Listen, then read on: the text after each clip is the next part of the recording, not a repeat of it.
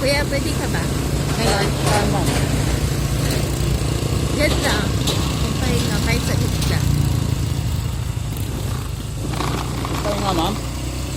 Opo, kahit saglit lang. Ito maingay, dana. Hinay-hinay lang.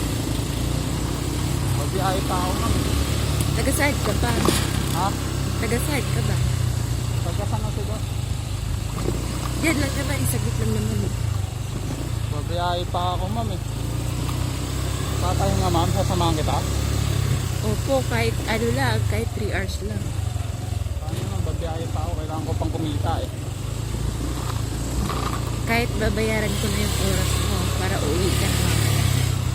Babayaran niyo ako ma'am.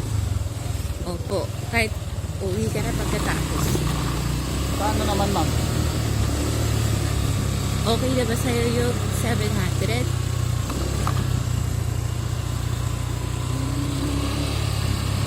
Sorry ako ma'am. Mahal ko asawa ko eh. Okay lang yun. Pasensya ka na ma'am ha. Di ko naman yun, di naman niya yung malalaman mo.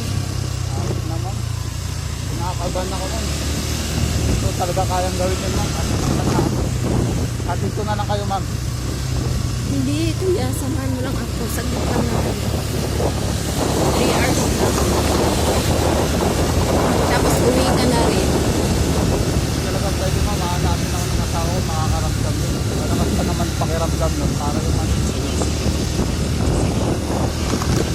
Kumasin ako sa bahay mahalata niya. Tapos sa pa, hindi ko kayang gawin yun talaga ma'am. Eh, pag hindi ka madudula sa asawa mo, hindi yun malalaman. Basta ayaw ko talaga ma'am. Iba na lang alokin yun. Ano ba yan, kuya? Pasensya na talaga kayo ma'am. Huwag niyo ako i-re-report ma'am. Pasensya na kayo. Hatid ko na lang kayo ma'am. Ayaw mo talaga? Ayaw ko talaga ma'am. Kahit naman pabayaran niyo ako ng unload ko.